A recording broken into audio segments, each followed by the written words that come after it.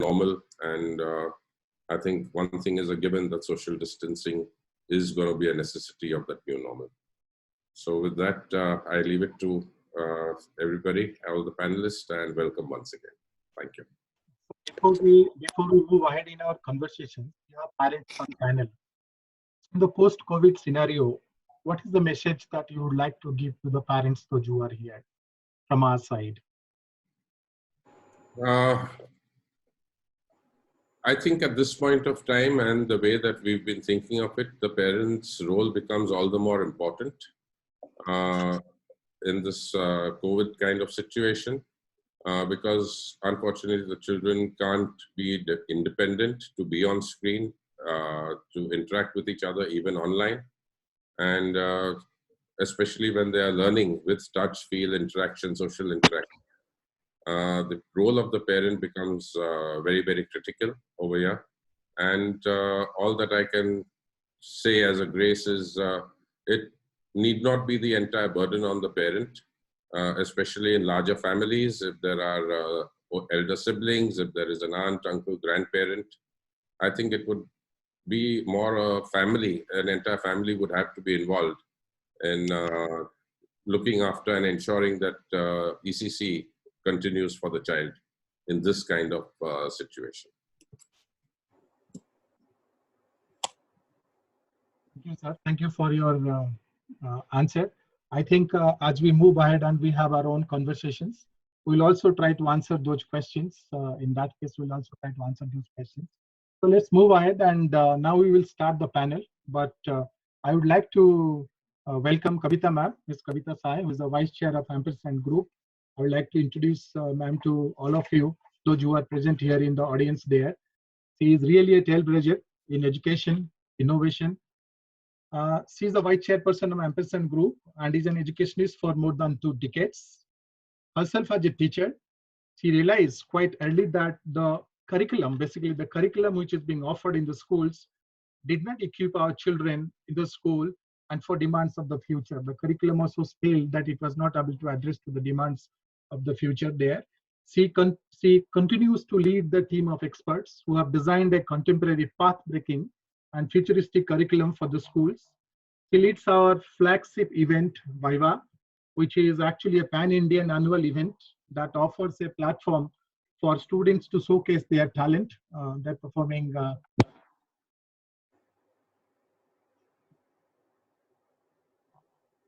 part of it, and then also the Vibgyor Moon, very popular Vibgyor Moon, which is Model United Nations, that provides an admirable experience for young learners of our schools there.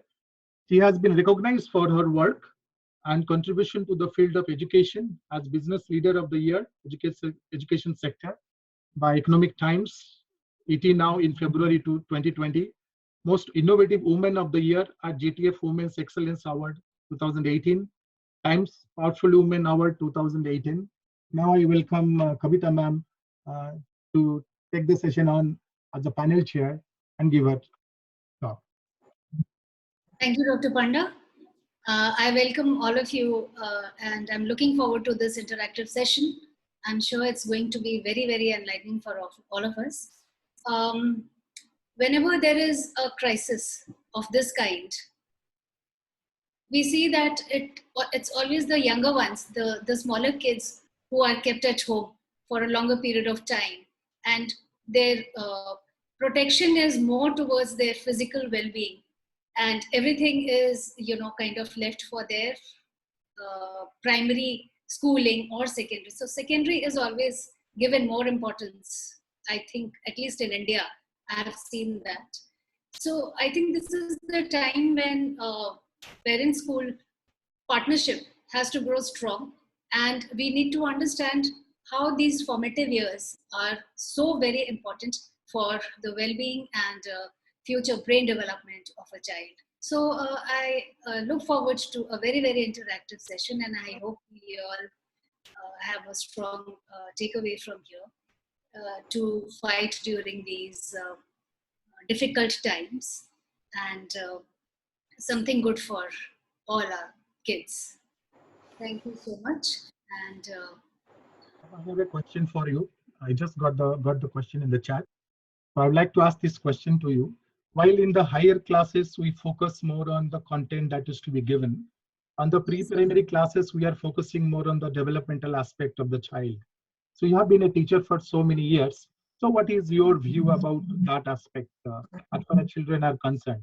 When you look at a kid in class 9 and 10, there is no question of how many number of hours of screen time. But when you go back to pre-primary, everybody is worried about that part of it. How do you like to address to the parents who are present on the platform? What happens normally, traditionally we have been adding a lot of importance to education as far as giving it gives shape to your career, your future. So that is how everyone has been taking education. But there is a lot which goes, in a child's life.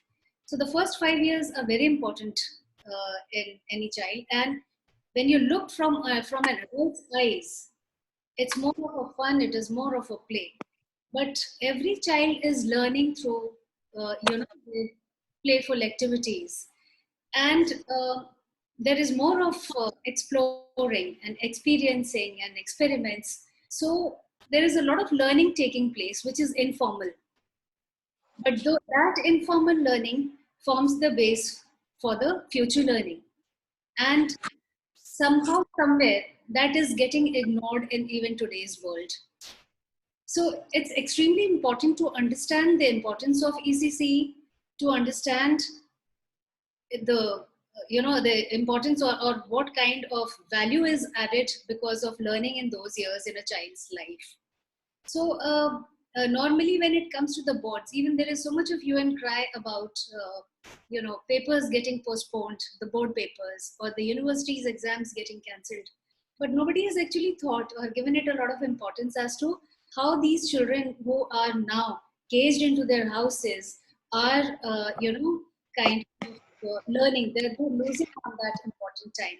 So this is where, we need to have some kind of guidelines for parents also. We need to educate parents also, because I firmly believe that every teacher is a mother and every mother is a teacher. So during these years, both the roles come together. So parents will definitely have to play a very important part right now, so that together we can work on the child's learning. And these days are not get wasted. Ma'am, the message that you are trying to give is a collaborative planning now. It cannot be that the parents would leave the child and be at home and let the teacher take care. It has to be a combination of parent and child working together. So a collaborative learning has to happen between school and the parents in that case. The child continues to learn at both the ends. Exactly. So that is what actually we are working towards, more of interaction between parents and school, so that the school becomes, they start giving those guidelines and they start guiding parents as to how to handle children at home and what has to be taught. And when the child is playing, how to, give them the right vocabulary, right words for those activities and enrich a child's life. Ma'am, we will start the panel with your permission. I have the pleasure of introducing now. I'd like to introduce our first panelist, Archana Jamdar, very renowned name in the case of early child care education. Ms. Jamdar is a postgraduate in child development from SNDT University, has 27 plus years of specialized experience in early childhood care and development. She also did her bachelor's in education from Lady Irwin College, Delhi. She is head of academics at G Interactive Learning. She worked very closely with senior Elton House professionals from Singapore. She set up her company Inspired Learning in 2011 and is a consultant on various aspects of early child care education, particularly daycare centers. She is presently Secretary for Association of Early Childhood Education and Development National, ECED. Welcome, ma'am. Welcome to us. Thank you. Thank you so much, Dr. Panda. So I'd like to share two examples. Let me complete all introductions, then we'll start the sessions so that everybody knows who are present here. So I have also pleasure to introduce Janet Wigley from Australia. Janet Wigley is a passionate teacher with special education qualification. She has taught and worked in the area of special education, literacy, and deaf education particularly. She also worked in Kathmandu, Nepal for 5 years and has played a role in the international program Education Matters.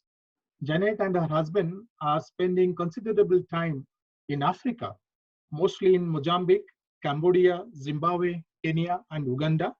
Most recently, she was instrumental in setting up pre-primary schools in the coast of Kilifi in Kenya. She loves traveling and connecting with people and children. Welcome, Janet. Thank you very much, sir.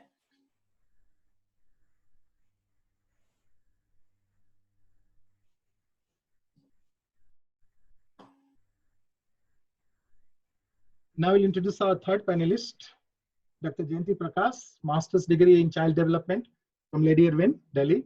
Dr. Jayanti is a founder and director of Bright Me Foundation. She has focused her work on early child care education for various NGOs and CSR projects of corporates. She has consulted and advised pre-primary education projects for Tech Mahindra Foundation, Save the Children, Learning Links Foundation, Ministry of Women and Child Development. She has consulted international organizations like UNICEF, Social Impact. She is a PhD in Inclusive Education in India from University of Delhi. Welcome, Dr. Jayanti.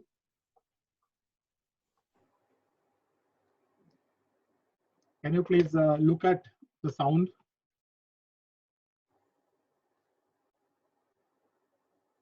I have also a friend from Kenya now, West Africa, Martin Clave. His name says Martin Clave Kyungo. That's how he writes his name, but I'll call him as Martin. Martin has worked long years for UNICEF Africa as an advisor, particularly VSO International Rwanda, Ethiopia on ECCE projects. Martin has led projects in establishing SELED teacher learning platform across Limura, Nijuru, and Kamukunji sub-countries.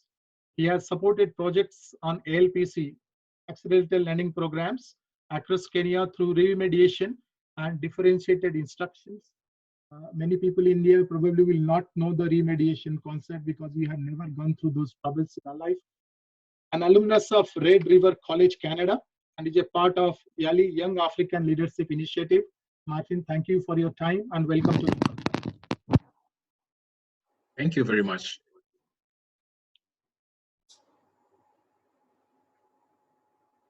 Now we are with us our director, Early Child Care Education, Dr. Rita Sonawat. Dr. Rita Sonawat retired as a professor and dean from SNDT University from the Human Development Department. He was selected as a global leader, Early Care and Education by World Forum Foundation, Montreal in 2005. He is also the executive director of Early Childhood Association, an international leader in early child care education. She was invited by US State Department Bureau of Education and Cultural Affairs to review their activities. She has visited George Washington University, University of Rutgers, Arizona State University. She is a postdoc on integrated education in KZ and primary schools from Bremen University, Germany. She is a recipient of many national awards, including Faculty Research Fellow by Sastry Indo-Canadian Institute. She has published a long list of books, mostly focused on young children and education. She is our home expert, so she is joining this panel from site. Welcome, ma'am. Thank you so much, Dr. Panda. Thank you. Now let's start our conversations. And I would like to know from Archana, how has been this period of time as a person? How did you really manage COVID? And how did you really look forward to post-COVID period of time? Maybe you would like to respond one by one on this matter, but I'd like to get your views for a minute on this matter. Yes. So hi, everybody. I was in the middle of teaching. This is March 10th, the period between March 10th and 12th. I was running diploma programs in early childhood at a couple of locations, and suddenly certain things happened in Mumbai. I remember on 12th of March and 13th March, schools were asked to close their shutters, just drop everything. And 13th March, we had an event that was scheduled. So overnight, schools closed their gates for the safety and security of children. And suddenly there were portions to be completed with the ongoing program that was running. And the first thing I did was download Zoom and equip myself to technology. I was not using Zoom before this, other than just one meeting that I had with somebody based in Spain. I had not used Zoom very effectively, and I just downloaded it, learned the ways, and completed my portion using Zoom and using technology and connecting students who were at their various homes. So I think it's important that the first lesson for me was that you move with time. You learn skills and you upskill. And we talk about making children lifelong learners. I think it's time that adults also looked into themselves and said that I have to be a lifelong learner. So I think we need to equip teachers just as well we equip our children, whether they are pre-primary children, primary or middle school children. We need to keep upskilling our teachers. And for me, that is very, very fundamental, that how do we upgrade and upskill our teachers is a question that I am continuously asking myself. Times are not going to be easy going forward. It looks like an uphill task. COVID is not going anywhere. So we really, really need to be updated with whatever is happening in the industry. So I hope I've answered your question, Tapan, that what did I do and how did I cope up? Yeah, We moved, second thing that I did, which I would really like to share over here, is that exams for me were paper and pencil tasks. So we moved to online examination, which was very application oriented.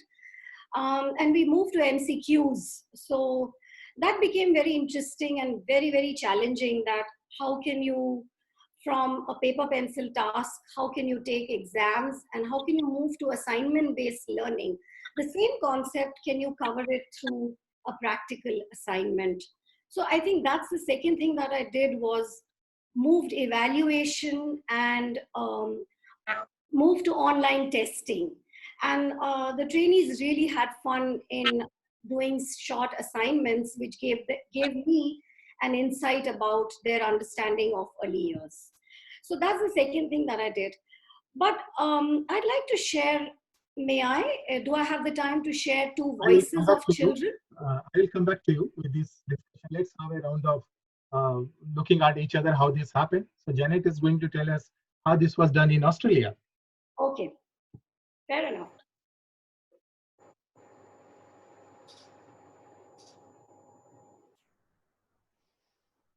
I think ma'am is on mute.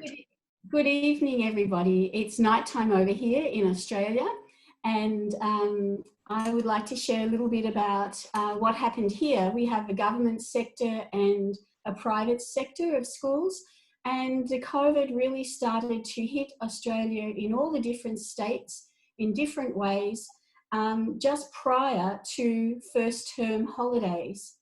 And this was a bit of a panic for many people. I think the authorities knew that if they could get through to the holidays, it would give them a couple of weeks to really work out what are the best plans for term 2. But some private schools got very scared about the situation, and they started, especially the secondary schools, swung into online learning. They were very familiar with that. But for early childhood students, it continued on. Kinder and preschool continued on. And you might be very interested to know that for 3-year-olds and 4-year-olds, Kinder has continued on to this day. Childcare centres were open, and it was an opportunity for parents to decide whether they'd send their children to childcare or Kinder or keep them home. It wasn't a prescriptive thing.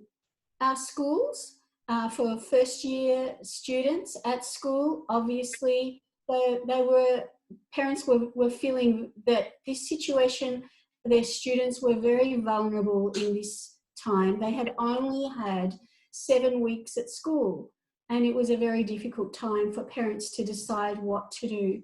So each state in Australia has taken different models, and perhaps later on there'll be opportunity to elaborate a little bit more. But the government and private sector went straight into the way of how to support the teachers. It was the teachers that needed the support. They needed reassurance in this, because as we know, the statistics seem to be that children were going to be okay, but it was the teachers that were firstly concerned for their safety, but secondly, very concerned about how do we do online learning for early childhood. Thank you very much. Thank you, Janet. Thank you for your views. Martin, what's the practice in Kenya?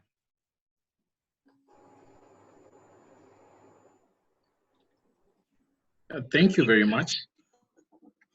So in Kenya, all institutions also were closed, all of them indefinitely from the first day, when the first case was reported in Kenya.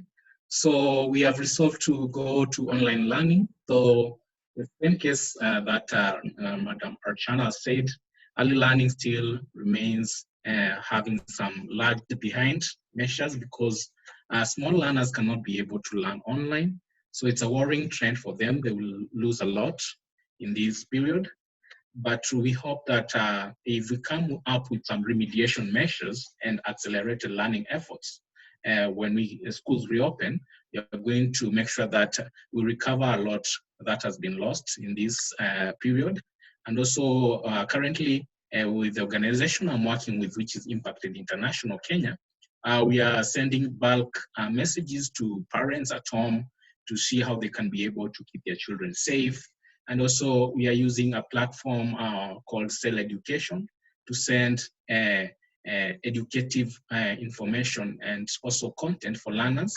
And also we have some education channels via the television and also the radio stations, whereby learners are accessing some content while at home, some timetables available for them through the Kenya Institute of Curriculum Development.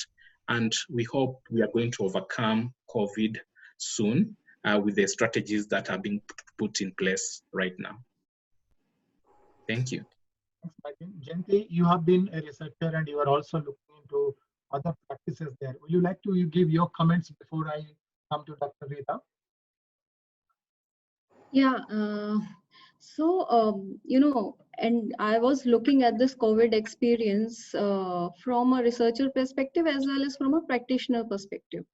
And I found out that, you know, while the private sector in education has been quick to jump towards online system of education so that the valuable time of children is not lost, the government is taking time, and though it is providing some kind of measures like providing online, CBSE is right now providing online training of teachers. You know, MHRD has launched this Diksha portal on which there are free learning resources.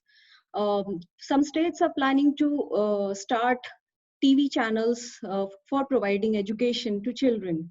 But then the fact remains that the disadvantaged ones, those studying in government schools and those who are accessing government centers, ECC centers, they are likely to face much more disparity than those who are accessing private schooling. So, you know, I think the first step should be to diagnose the learning that gap has occurred. And I think I would like to elaborate into that in the ongoing discussion. Thank you, Jayanti. Thank you. Dr. Sunawat, when we are a small child, we never bothered about 0 to 5 years. Why do you think, as a researcher, as a scholar, as an expert, why do you think we should give importance to people between 0 and 5? We can just keep them at home. What are views about why should people take interest on children who are between 0 and 5? It sounds like a harsh question, but I would like to get your input into this matter. Why exactly we should really worry about their education at this point of time? See, 0 to 5 this question is to Dr. Rita. So maybe she'll answer first and then we'll go. Thank you, Tapan, for this question. What we need to understand, earlier this period was known as a critical period. All psychologists, they have labeled this period as a critical period, and psychologically they were seeing this 0 to 5 years. After that, economists came into the picture, and they said, no, this is not a critical period, this is a investment, where if parents are investing 1 rupee on a child, 18 rupees return will come. So that power is having in early childhood age, and that kind of learning children takes place. And after that, the brain research came.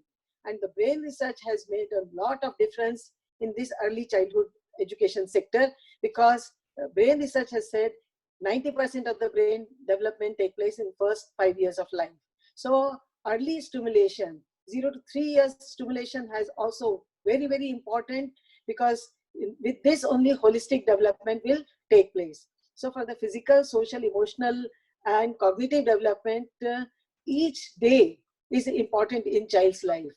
We cannot miss even a day when children's learning is affected. And I'm feeling so bad when Balwadis and Anganwadis are not opening, and private schools, they are learning from the online. So that's very sad thing which is happening, but we need to do something for these children. And it's not like once the time will pass, then we cannot go back. So that is a problem. So we need to understand these foundation years, 0 to 6 years, are very, very important in child's life, and holistic development will take place. And if the one domain is missing, then it has an impact on other domain. And when Chairman Sir has talked about parent responsibility, from the beginning we are saying parent and teacher, they need to work hand in hand. So if we would have done something earlier, which was again a vision of Ampersand Group, that online education should be even given to the teachers. So we are not even working for the teachers also, because children are not coming to the school. We cannot give even training to the teachers. So that part is also affected. So we are really losing a lot when it comes to the pre-primary sector. Thank you, ma'am. Thank you for your emotions. Panel members and participants, I'm getting questions from participants, but I'll take it towards the end of our conversation. Let's continue our conversation. Now, Rita madam has spoken about the development part of it, whether it is fine motor or motor skill part of it. I'll go to Kavita ma'am now, and I'll ask Kavita ma'am about what are those fundamental drivers of early child care education. What are these fundamental drivers? Your comments on these fundamental drivers of early child care education.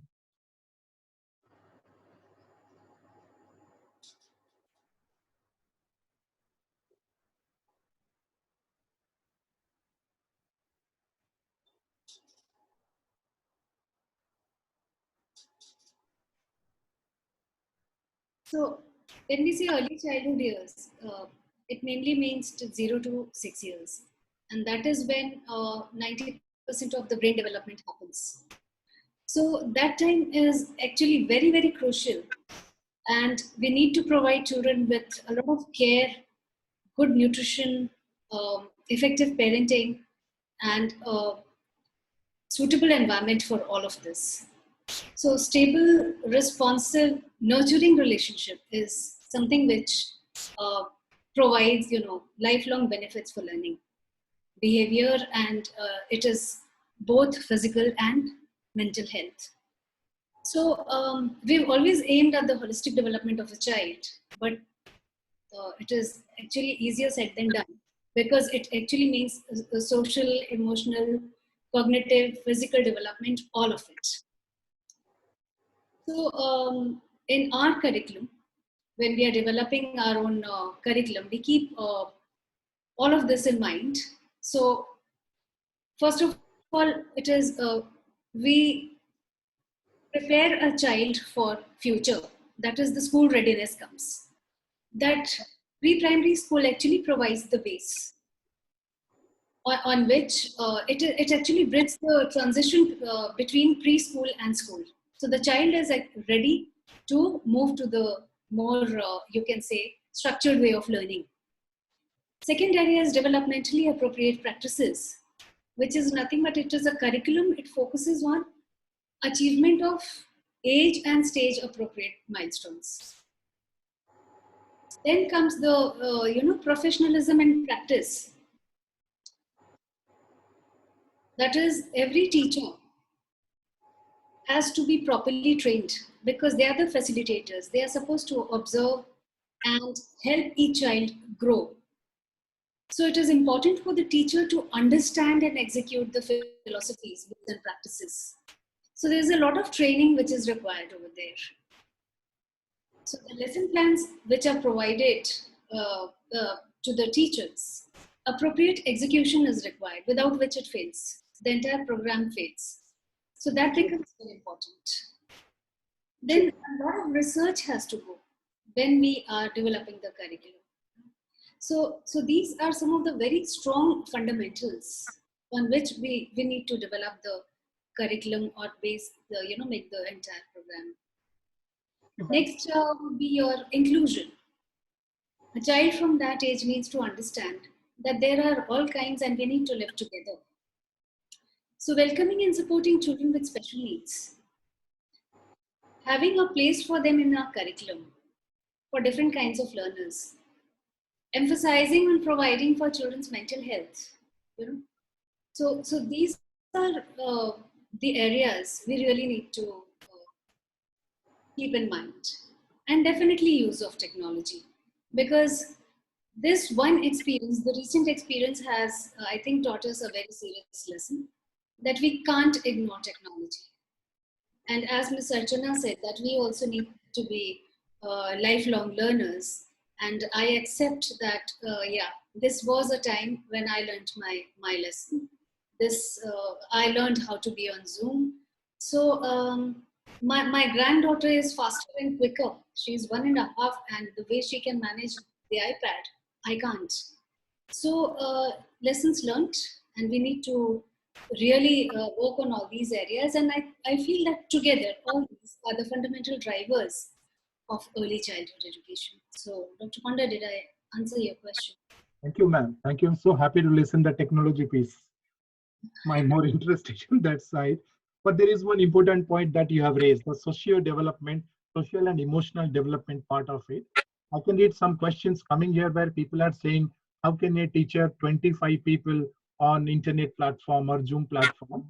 So Archana ma'am, I would like to know from you this aspect which Kavita ma'am has highlighted, the social and emotional aspect, and maybe you can counter that with technology. So I have to take some happiness back, but I would like to have your views about the social emotional aspect of ECC and that part. Archana ma'am, please. Yes, Archana ma'am. So yes,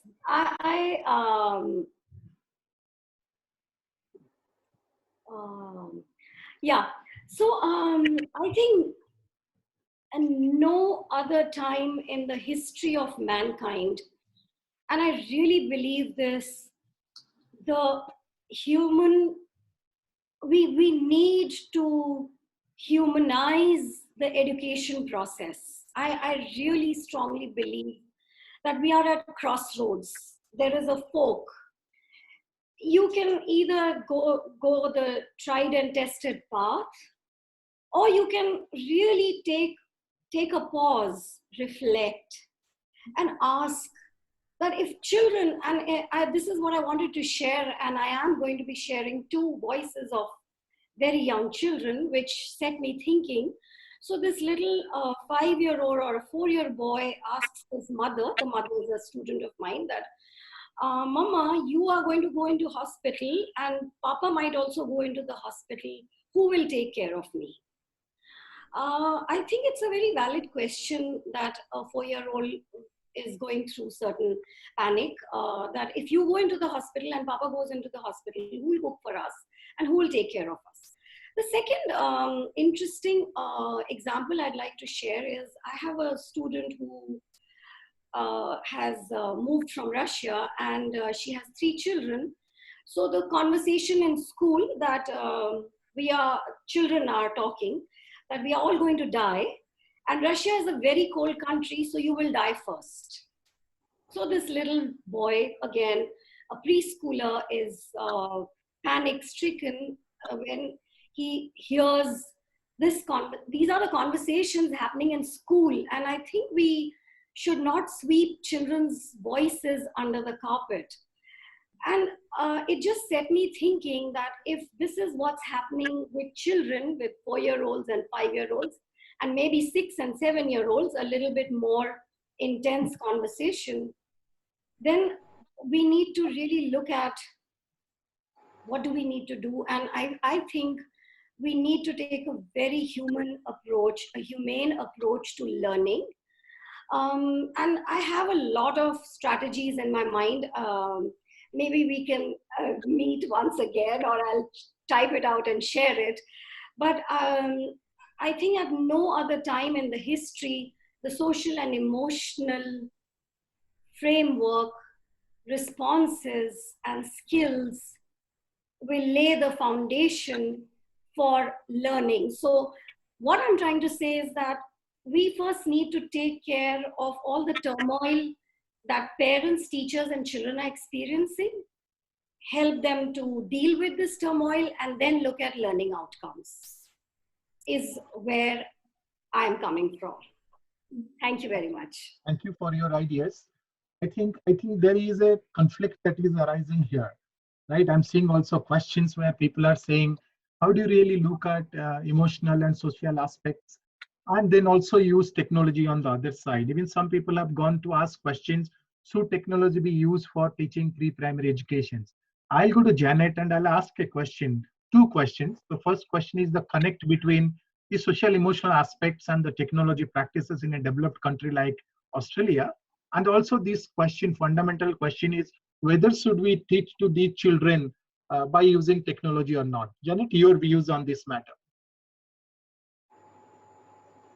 Excuse me, could you just repeat that again, please? The first question is the social emotional aspect of the child. How can we really deliver that by using technology? But in order to ask this, there is a qualifying question. The qualifying question is, should we use technology to teach the pre-primary children? Of course, there is no choice. We have to use technology at this case, current case, but in future, should we use technology for teaching pre-primary children? If it is yes, then how do we connect the social emotional aspects by using technology? Because they're not going to see their friend. They're not going to have those circle times. They're not going to sing songs together. How will you like to respond to this question? This is an Australian view. After that, I'll go to Rita ma'am for Indian view. Yes, well, this is so important. I really liked what Achana said about the considering listening to the children. What is going on for them? Are we giving avenues for them to express themselves? In Australia, only 40% of young children have access to technology. So that might come as a surprise to you. We've had to look at how do we support children in their learning. And I think the emotional aspect is obviously the really, really key thing, to create ways in their learning of making connections with their environment that they live in. So designing learning experiences with children engaging with their natural setting where they are, that they're most comfortable in their home setting at this time. And so we need to almost flip the classroom. We need to look at applying techniques of the flipped classroom, which is children engaging in learning experiences and collecting information and items and experimenting, and then bringing them back online to share. The child then has a voice. They can share what they've been learning, and they can interact with others. Perhaps it might be that the teacher's able to group children, and that 2 children are able to even bring each other up and discuss what they've been doing at home with the teacher's direction. Small groups sharing an inquiry question and finding what they can do at home to present that then to the teachers later on. I think the emotional side of things, that we know here in Australia that children's attention, of course, is very, very short. So most days here in Australia, the children in the younger classes will come online with their parents for perhaps 15 minutes. It might be just a roll call, they sing a song together, and then when that group is finished, the whole class is finished or whoever is able to access that, perhaps a small group of 5 children continue on. And so the teacher can start to develop, continue to develop the emotional and strategic relationships with the children to hear what is going on for them at home. I think we're talking to teachers today, and I know that many of you have your own ideas of what you feel like you want to do with the children, and you're worried about getting through the curriculum and how to do it. But I think what we need to do is stop and listen to the children. Think about what they can do at home. And I know that most kinders, or many kinders, have like home corners, and children love playing and acting out situations and scenarios in home corners. Just think about this. At home, they have their home corner with everything there. So teachers need to work out, how can we find experiences for children to feel safe, to enjoy what they're doing at home, and not so worry about the curriculum at this point. The emotional welfare of a child is so important, because children can't learn unless they're emotionally feeling good about themselves. Thank you. Janet, I would like to also have Dr. Rita Sonav's view on this matter. Dr. Pada, when we talk about technology with young children, here also we can have a blended approach, where the concept and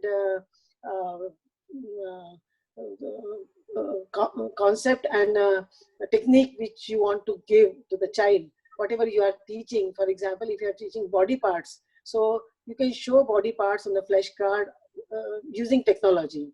But with that, for the socio-emotional development, that's the reason I said blended approach. Then you can give them the activity where the children can draw or do creative activity, so their emotions can come out through that.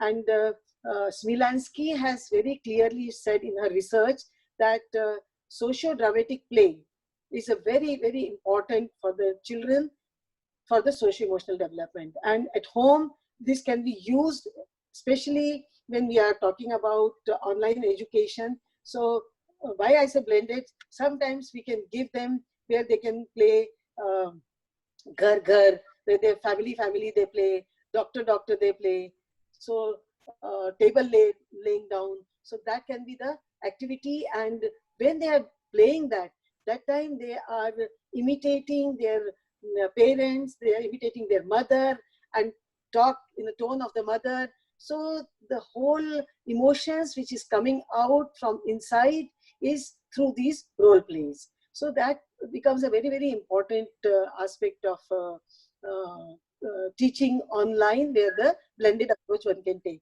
Second part, I always say this is the time when you can show them, take out all your old albums where the child's birthdays and even your marriage albums you can take out and keep it. When the children, they are seeing the family, extended family, they are remembering their people, friends, and then they can connect with them. So that also is another way where they can reach out to the other people, and then what you have done today, what I have done today. So that kind of connection is very much possible, and that can be part of the curriculum. I'm not saying separately parents have to do part of the curriculum, and if the curriculum is blended in these early years, it will have more impact on the child. That is what I think. Thank you, ma'am, on this. Let me now change gear and ask you a bit more hard and harsh question. Probably it looks like that we are talking about resource-rich environment where we need to plan everything and everything is available for people to use in that case. But there are large chunk of children at the pre-primary education in a very resource-dry environment. Whether the objective of for the children to come to the school is food or nutrition, or for health and sanitation, or for that matter, any other health issues which are there. But learning also happens in the school there. I'm talking about Balwadis and Anganwadis that we have got there. So Jayanti has worked with UNICEF on the policy matters there. So this part, I would like to have a conversation where we look at the resource dry environment and talk about inclusiveness of the people, and then talk about how exactly we handle pre-primary education in this sector. Then I'll go to Martin, and then I'll come back to my chairman to have his views on this matter. Chanti, your views on this part of it, where it is not a resource-rich environment, yet there is a pre-primary education that exists.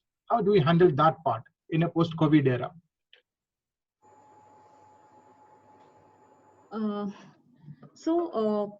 the if you look at the government initiatives, ICDS is the major program, the Anganwadi centers for ECCE, followed by the pre-primary sections in this primary schools.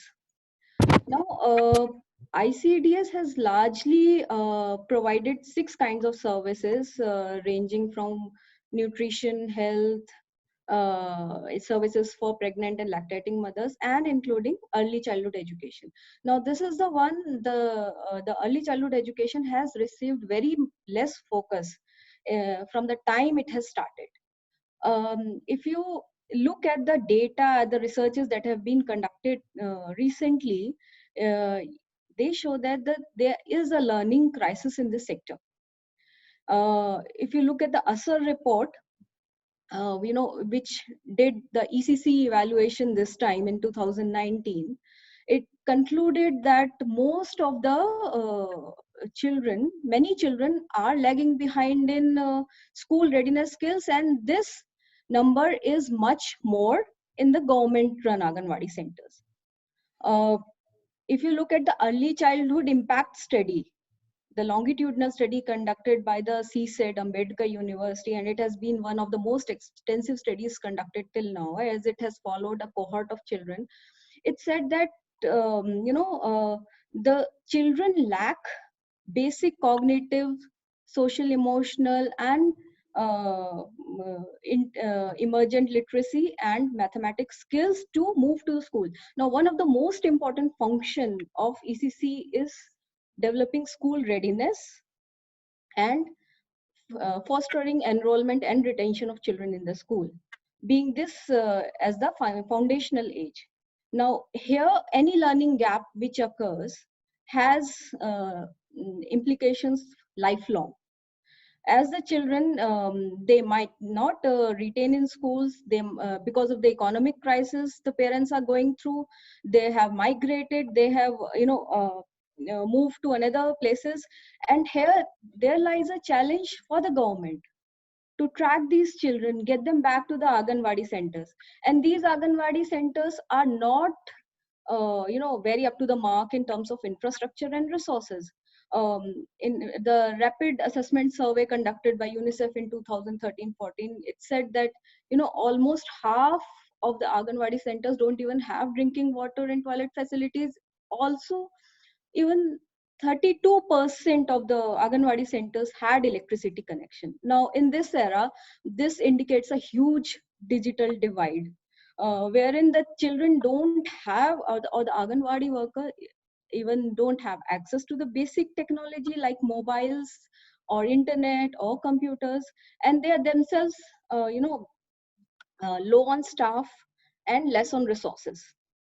In this condition, it is really double the challenge of ECC for the disadvantaged population, wherein the girls, the children with disabilities, and the children from minorities and tribal groups will face the most amount of difficulty. Now, if you also look at the sector, there have been although there have been a series of policy like National Education Policy now talks about early childhood care and education. It might be included in the Right to Education Act as a right for children.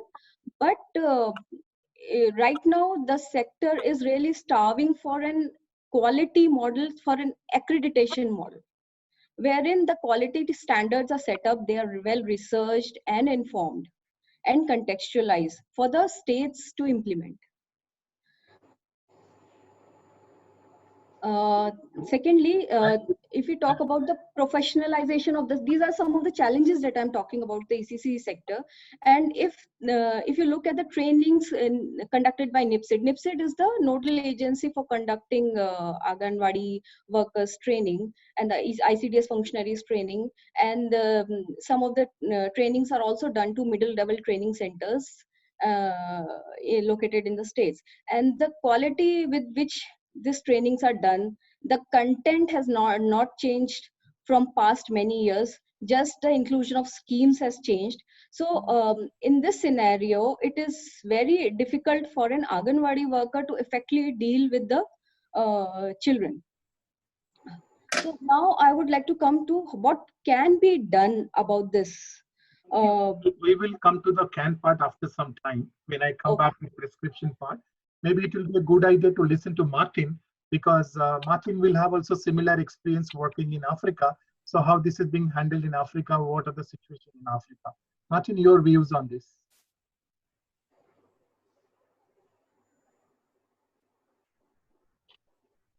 Okay, thank you very much for this chance. So I can say social emotional development is being hindered with online learning. And that's where we need to focus more on parenting skills. And responsive parenting skills are very important in this situation. So we need to empower our parents to create a safe environment at home. And also, when you look at some of the pillars that are very important, include making the home environment friendly, because children need child-friendly spaces, and the family at home is the first place where the child needs to be considered. And as Prakash and also Kavita said about play is very important at home. So parents need to engage learners, give children time and also resources, allow them to express themselves, have time to communicate, let them talk. What are their views about this era of COVID-19? Such discussions help learners to express themselves, remove stress, because I think most learners are missing school at this critical time. They miss their counterparts at schools, they miss their friends. So it's important for now to give small children a chance at home, help them overcome stress, help them express themselves, be there for them, and also not only the mother, but also the father. Both parents are critical, because the home needs to be a safe haven for the learner to grow emotionally and also to acquire some of the most important competence skills. And this includes self-efficacy. So it's important to give learners small tasks at home and also congratulate what they do, so that we boost their self-confidence, which is very important. So we can give them small tasks which they feel appreciated after they accomplish them at home. And also, if we have some teaching and learning materials, which we can give learners at home, it's very important. So parenting education is also important. But the challenge now here is about some marginalized areas where we have limited resources and capacity, where we have single parents. It has been a challenge in this critical time. So yeah, it's the time where we need all stakeholders' involvement to address this critical issue, because you have some gaps in this area. Thank you. Martin, for your view. So there are two views which are emerging here. On one side, we have an environment which is very resourceful. Parents can afford on that part. But on the other side, there's a large volume of population which is available, where people are required, they send their children for whatever reason that may be. Maybe this is a midday meal scheme for which they send it. Maybe some learning they do that part, because as I understand, there is an invisible divide or invisible bridge between poverty and success in our society. And that invisible bridge is education. If somebody gets proper education, it connects both the worlds there. But we should not really take it and throw it saying that there was a policy lapse in that way. So I would like to listen from our chairman. What is his view on this divide that exists in our country? On one side, we have a large volume of children who are devoid of pre-primary education. On the other side, there are people who can afford that part. And how, as a visionary, he's trying to be that invisible bridge. let's put this question to Mr. Rustam Kerawala now. Okay. Okay, so in my understanding, it's when Jayanti was talking about pre-primary and ECC in the Anganwadi sector. Unfortunately for us, the education sector as a whole is an area which the government is not keen on focusing on. ECC happens to be part of that. But let's understand that the entire area of education, I haven't seen anybody interested to do anything much from a government perspective or anything that's reached ground. Having said so, because of online education, I think when a lot of online education on cloud gets directly to the people, and people are anxious, people are keen to learn, people are keen that their children learn, people want to move ahead. At this point of time, they don't have access. I think with at the rate that the internet is moving, the prices coming down, it's a matter of time before this access is there and they will directly be able to access good education online, irrespective of whether the government assists it or not. Having said so, and that was my starting point, that ECC and small children directly with online is a challenge. But I think what I've been hearing the last hour right through is that it's a collaborative effort between the teacher and the parent. Kavita had mentioned that the mother is the teacher and the teacher is the mother.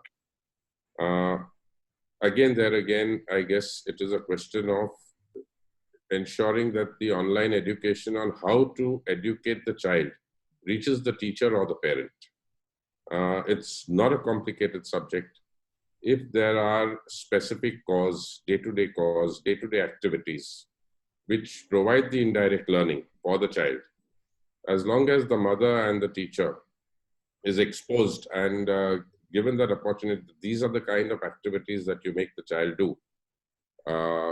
While the child will learn with those activities without even realizing that it's learning, or without the tedious process. It will be more experiential learning, more playway learning. And so we need to use the power of the internet to reach out directly to the workers, to the Anganwadi workers, to the parents, to assist them, to aid them in engaging the child in activities which will indirectly lead to learning. So I think that would be the general direction that I would suggest to overcome this challenge that we are having and the lack of focus that is there from the authorities. Thank you, sir. Thank you for your views. As I take it ahead, I'll again come back to you. Archana ma'am, I have a question for you. Like many people here in the Q&A section have raised this question, and they're mostly talking about this parental fear, post-COVID world parental fear. What do you think? How exactly we are going to handle this parental fear? Because it is an assumed fact that COVID is going to stay with us. It's not that something will come out and the problem will be solved in that case. In general, if COVID is going to stay with us, in that scenario, how should we plan to take care of this parental fear? Because the highest amount of fear is at the pre-primary level, because as such, there's a fear of separation that is already existing there. Now you have got a COVID fear being added into that part. I think I'm very safe because I have passed those stages there where I played in and I went to my school. I never was put into a preschool. So how do you really, this generation is not that lucky in that way. How do you really react into this situation? So I feel schools need to come out with fantastic guidelines. It's a time where schools can start working on toolkits and guidelines which can be circulated, which are pretty detailed manuals or guidelines supported with certain diagrams and graphics, where the school lists out all the safety measures, the safety policies, and all the infrastructural changes that they are thinking of. So I would like to see schools coming out with certain amount of guidelines and toolkits for parents, and toolkits toolkits for awareness creation. That, you know, these are the 50 things that the school has done to ensure highest level of safety and precautionary measures. I would like to see similar guidelines for the teaching staff also, which would help teachers kind of upgrade themselves and update themselves. Just as we are doing online education for children, perhaps short duration sessions for parents before they come, before the schools open their doors. We can have parent education and parent awareness programs where we allay their fears through various activities, measures, guidelines, and toolkits that will help parents understand all the measures that have been taken. B, I would also like a lot of collaboration, as everybody is saying that, you know, parents are the children's first teacher. So a collaborative effort between school and parents and families would be, I think, very helpful if we have certain parent representatives on these guidelines that are being created. So there are parent representatives who are helping the schools also work out the details. So these are my suggestions, that we come out with good guidelines, we come out with toolkits, we open our doors for collaboration, and we do a certain amount of parent education program going forward. Your views. Janet, I would like to see what are those 5-10 things that I need to do when I open my school for my pre-primary students. What are those things, that actionable items that you will recommend me? Yes. Well, one of the things we haven't talked about is, will it be the whole cohort come back in one time, back to school? And I'd like to put some alternatives or ideas out, that what some of the schools have been looking at here. There's no one size fits all. Our states in Australia have adopted different practices. And like I said, the early childhood preschool, 3-year-olds and 4-year-olds, and childcare has continued on. But one of the things that you might like to look at is staggered entry back to school. We know the most vulnerable children are our early childhood children. So let's bring them back as soon as we possibly can. And then the senior children, year 11s and 12s. Some schools have decided that they'll bring children back in family groups. And this is a little bit dictated by buses bringing students to school. I think people have thought that if there was an outbreak, well, then it would be contained to the family and it would be in a particular area where the bus route comes along. So that's a very interesting one to think about. How do you bring students back? I know of another school that they have their 4 house groups and they're bringing back, I suppose it's, say, red on Monday, green on Tuesday, yellow on Thursday, and blue on Friday. Or maybe they do 2 days and overlap, so that the classrooms don't have so many students in it. It's more manageable.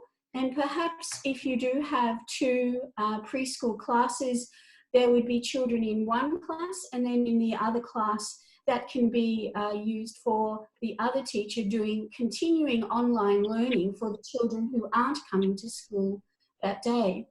So there's many different models that people are thinking about how to transition students back to school. One particular thing that parents have said in Australia is that they have just had too much work given for their students at home. If it's online learning, or if they have packs, the physical packs that have been delivered to their homes, or the parents have come to school to pick up the pack for the week or 2 weeks, whichever one, parents have said they've had miles too much work. So what the teachers have done is being focused in teaching smaller amounts of activities, 2 or 3 activities each day. But on a Wednesday, the middle of the week, the specialist teachers have concentrated their efforts. And this is optional for parents. The art, music, drama, those kinds of activities are timetabled for the Wednesday, but they are optional for parents as they've been juggling many children at home and doing different things. Just a couple of very practical things. Have I got a moment to tell a couple of practical things? Yes, please. Yes. Obviously, the routines, as was said before, the guidelines need to be established, and parents need to have got them in plenty of time to feel they understand. Pickups, drop-offs and pickups obviously is where a lot of people congregate. And so careful thought is going to be needed to know how to do those things. The routines of washing hands before activities, after activities, the resources being washed. Of course, when children have been going to eat, washing hands before and after, and all those kinds of things. I'm sure that's not so hard to work out what needs to take place there. But in the like mat time or on the floor time, using coloured laminated shapes are a good method to be able to put them out, and the children sit on those and they've got the distance that's needed away from each other. Obviously, things like sand and Play-Doh, soft materials, they're going to be things that are not going to be available for children. So you're going to have to think about what kinds of resources can you use, and then the washing of them as well. So the cleaning of the kinders, preschools is a really important thing. But before that, as you said, the fear element for parents, it's really important that the guidelines are clearly stipulated, perhaps even a visual timetable of what the day looks like for the children needs to be sent home, so that parents can feel confident about what's going to happen at school. I think I could go on, but I think that's enough. Thank you very much. Thank you, Janet, for your views. I would like to go to Martin now, and I'll ask Martin this question. How should the countries be prepared? So now the world is divided. Countries which are suffering, countries which have got the potential to suffer because the numbers are lower now, and countries which are called as recovering countries. So when you look back to the recovering countries, what do you think? What kind of open the school strategies should be followed for the countries which are recovering from COVID? Thank you very much, Mr. Tapan. So when you look at the countries which are coming and resuming school, like France and also Finland, Japan, they're coming up with some strict measures, including infrastructural adaptations. And also we can talk about things to do with staff preparedness, because teachers need to be prepared to come back to school. And this one is a consultative thing. We need also to engage the healthcare sector to ensure that when you're coming back to school, we are safe. For example, the issue of social distancing, the countries which are coming back, they're ensuring for example, in the classroom, they're ensuring that learners have a distance from each other. They're having like plastic barriers. They're trying to laminate some areas so that learners can be quite apart from each other. And also there's something to do with the society preparedness, because some teachers and also some parents might not want to come back due to fear. And also somebody maybe who was infected and now he or she has recovered. The issues of stigma are still coming up. So it's need to create a lot of awareness on how we are going to come back to the school. And we need to develop some strategies and action together with the government. For example, in Kenya, they have formulated a committee, and in the committee, the health sector is very important there. They're trying to come up with some strict measures, including things to do with availability of water in the school, as a good sanitation and hygiene, to ensure that reinfection doesn't occur at the school level. And also things to do with the high-class population is a challenge in Africa, because the issue of social distancing, for example, let's say a class has learners like 100, one class can go up to 100 in Kenya. So it's a challenge, and we have been discussing about if we can have shifts. Just the same what Janet has said, like we can have shifts. Learners can report gradually in small amounts, and maybe in shifts from day to day, and we can see how we can come back to school. But this one it may take time. It's a gradual process, because when you look in some nations, in the rural areas, the infections are not very high. So schools reopening in such areas, we need to consider things to do with some areas reopening and others not reopening. How will this affect? Because there are things to do with replanning and also restructuring the school calendar. And also we have the national examinations, which happen annually. So these are things which we need to look at them critically, without leaving some children behind, some learners behind. It's something that needs a lot of discussion, so that at the end of the day, we are inclusive to all learners without leaving other learners behind. Thank you very much. Martin, there is one question which is still not answered. The question is about marginalized parents. You are saying about something where the parents need an investment. They need to buy something there. But how do you really look at the marginalized parents? What kind of preparedness the parents should have, and what kind of preparedness the schools, those who handle preschools, those who handle marginalized children, what should be done in those areas? Maybe you can explain that from your experience. Thank you very much. So I think this one is an initiative which needs a lot of funding from the government, because not all can afford these infrastructural adaptations. For example, in private schools, which depend much of their fundings from parents' contribution, it will be quite a challenge to make such adaptations. So this needs a lot of organizations which support educational aspects to come together to ensure that those living in marginalized areas, including education in refugee camps, they need to be helped by many organizations, and a lot of research needs to undergo, so that learners, even in those marginalized areas, are included, specifically creating child-friendly spaces for preschool learners. Thank you.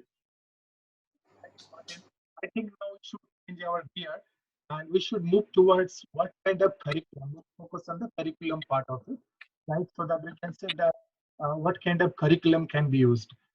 As we worked on this pre-primary domain, we heard something called school and we heard something called tuition, right? School was there where children will get ready, parents will drop them and they'll go to the school, they'll come back. Whatever I have realized so far, that you are asking the parents to overperform now, because in India and many parts of the world, there will be parents who both of them will be working there. So I have a question for Kavita ma'am. One is, how do you really address that fear part of it? And what is your opinion about this learning at home stay? This is a new catchword now, learning at home stay, which many parents probably would not like also. How children can be at home and learn at home kind of a model. Some parents thought that it's nice for us to leave them to the school. They will learn everything. They'll come back and their job is to see the notebook. And if there is something to be done at home, they'll do it. Now what we are saying, that if there is a change in situation where they have to study at home, how it is to be addressed. So there are two parts to my question. One part is parental fear, how we are handling it, and how we are managing this learning at home stay kind of a model. I'll have opinion of yours, followed by Rita ma'am, followed by Jayanti. Okay.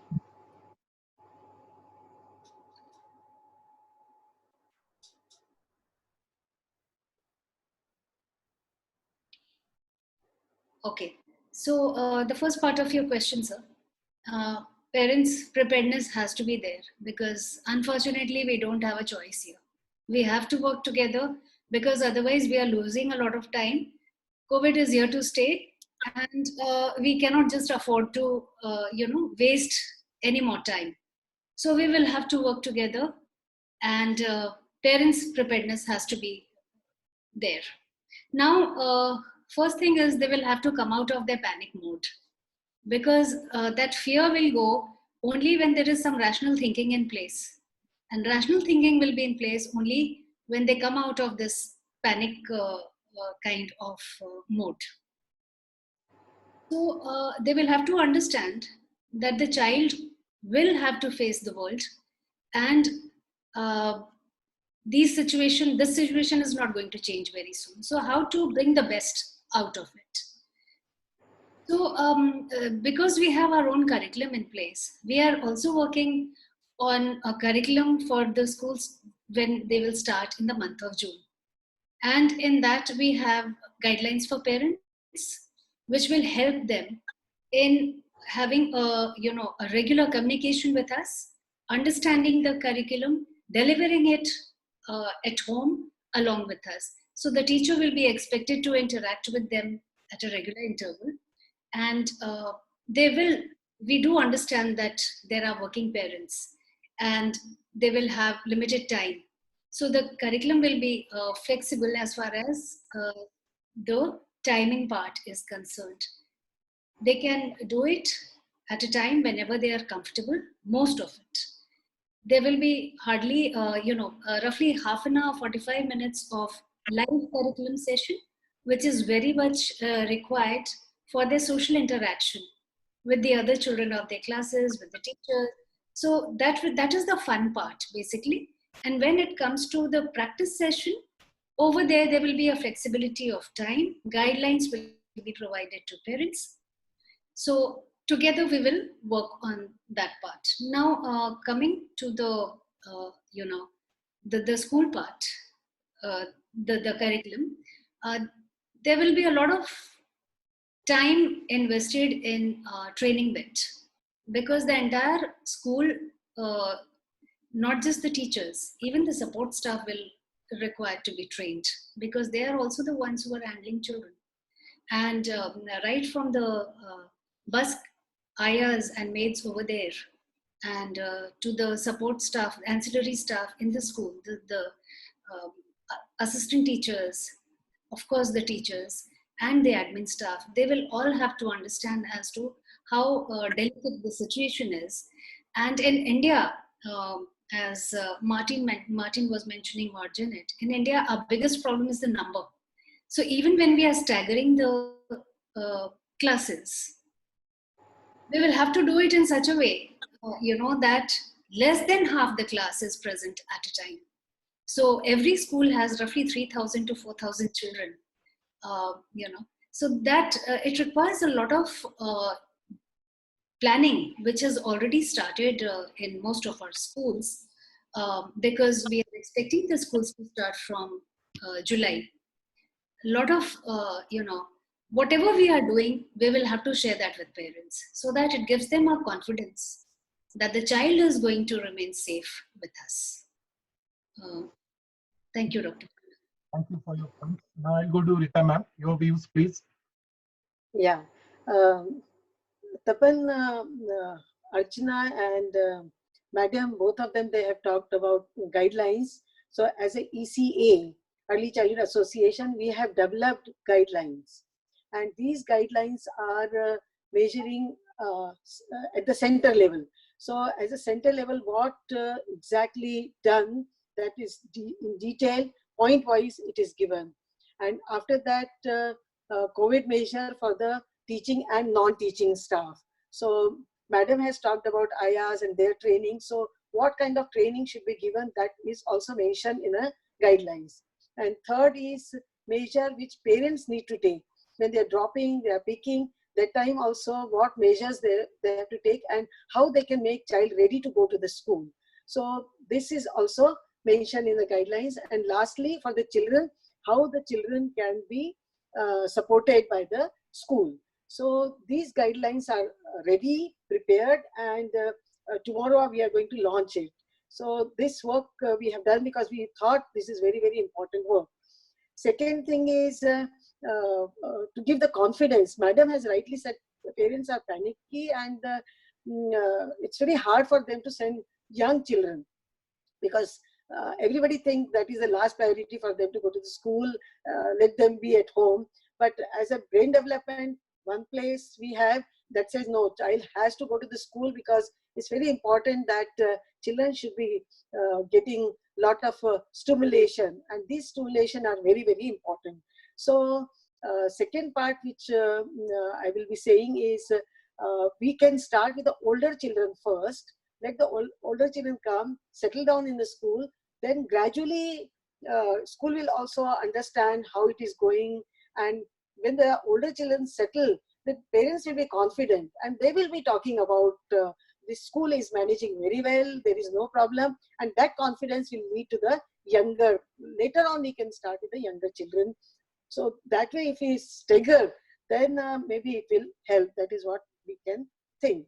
And third part which we are thinking is maybe we can have a to give the confidence to the parent, we can have one piloting.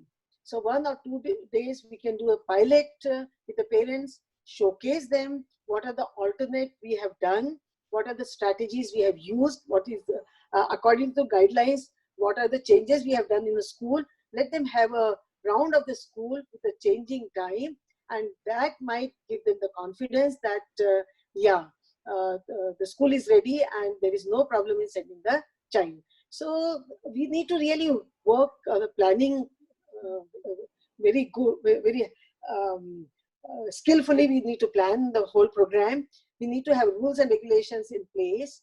Then training is a very, very important component here, because here it's not the training to the non-teaching, training to the teacher, administrators, teachers, non-teaching, as well as parents. So all of them we need to train. So this investment will be definitely very important, which school has to do for the training, and other investment also which school is incurred, that also needs to tell to the parents that these are the some things which we have done, otherwise we were not doing, but because of the COVID-19 we are doing these things. So when they will know the school is doing much more than what they are thinking, then the confidence level will definitely come.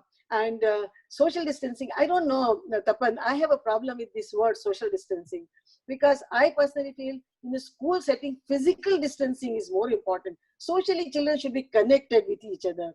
So social connection, but physical distancing, that kind of language if we speak as a school, because school will talk about collaboration, school will talk about togetherness, team building, but physically we can be having distance, but collaboration can take place. So we need to really start school in a very different way, give confidence through the guidelines to the parents, and see, document if given to the parents, sometimes they read, sometimes they don't read. So as a school, maybe when we have a coffee meeting or maybe 1 hour parental workshop, there we should be giving them the round of the school and talk about it. Then only I think so we can do justice with the whole changing scenario. Thank you, ma'am. Last time you talked about physical distance, social distance. I accepted that point from the last webinar. We will always address it as physical distance now. Okay. The audience, you commented on that part. So let me go to Jayanti now, and let's look at Jayanti's view in a short period of time. What's your opinion on this? So I totally agree with Ms. Rita that it's physical distancing and not social distancing. See, the present situation has challenged the basic tenet of education, which is socialization.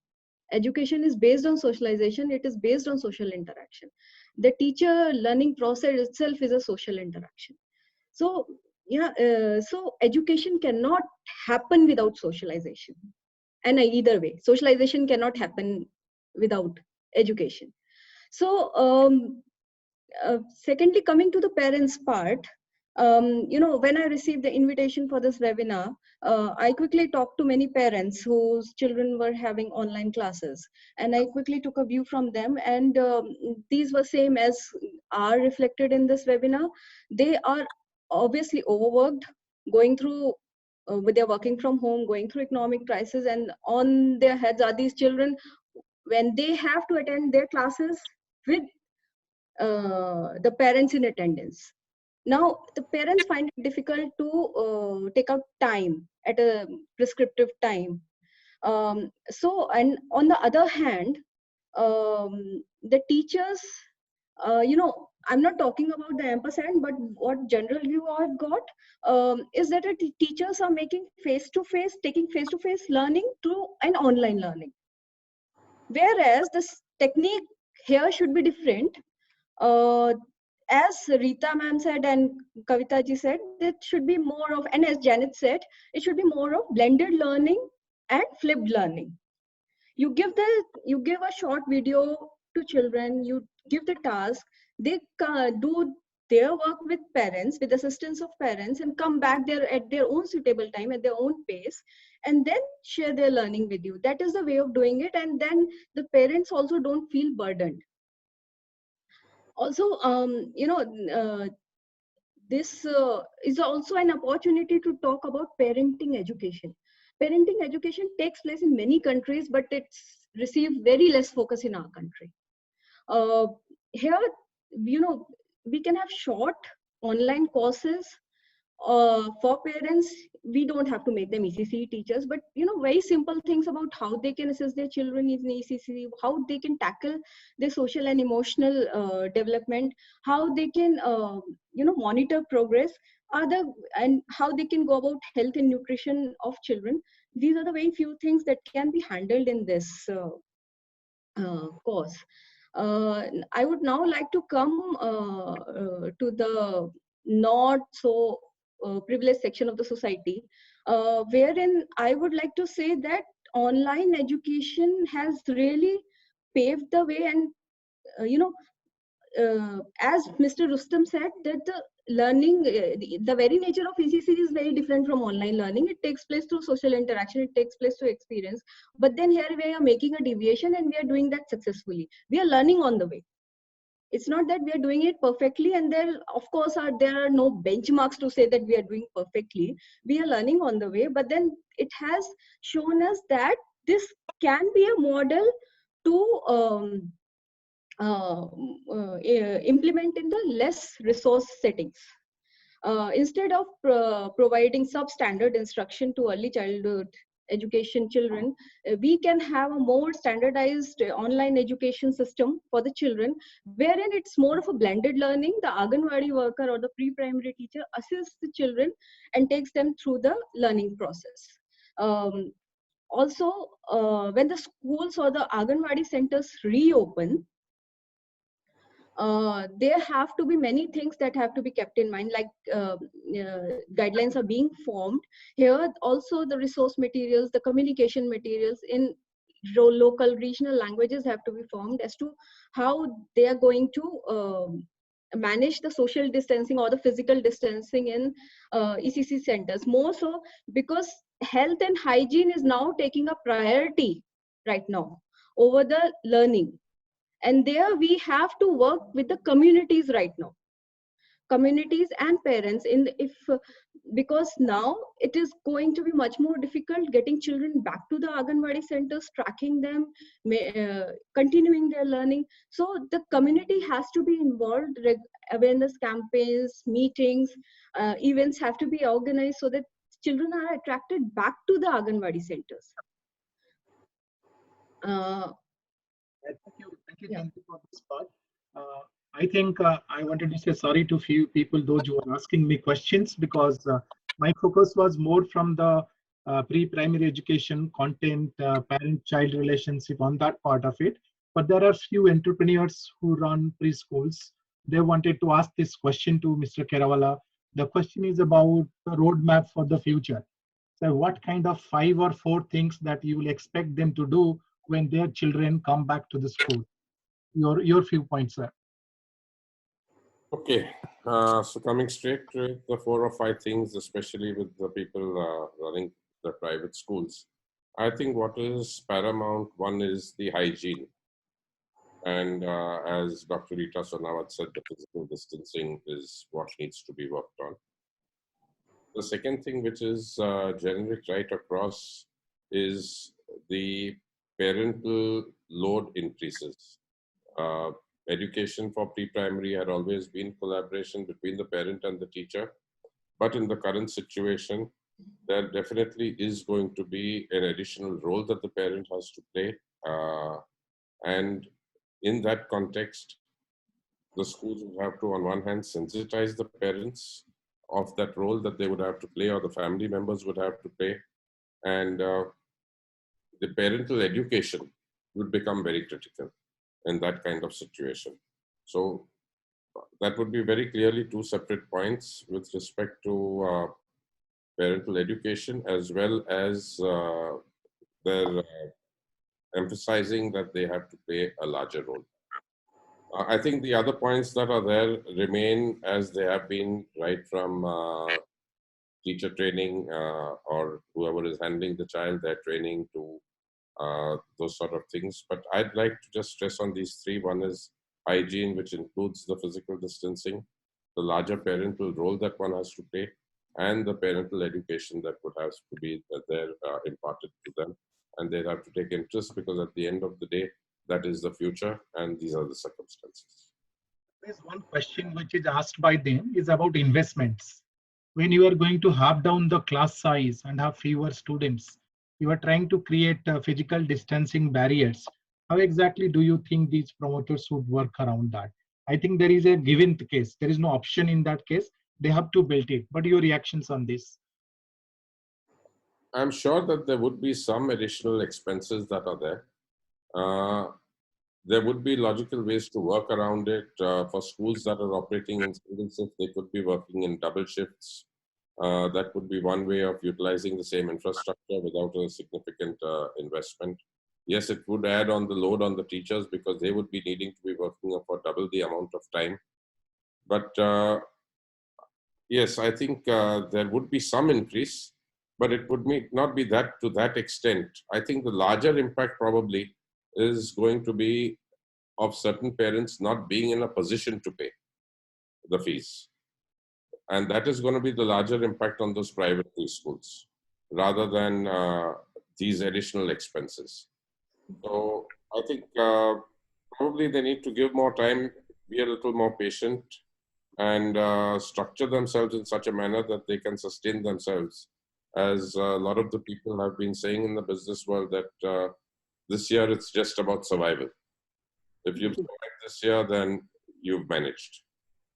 So I guess that needs to be the focus. And if we work out on the timing, get into the shift system, reduce the other overheads, I think that should be possible. Again, the use of the internet, it's not a very, very expensive resource to tap into. And you can reach out to a whole lot of parents using that. I think let me bring this to a conclusion. This is an interesting panel discussion we had, and majority of the question, at least I wanted to ask, I have asked you, and I've accumulated this question from others also, so I asked that part of it. But there are few takeaways from this. The number one takeaway is, it is not normal. The way we are projecting our past for the future, there is no linkage between past and the future.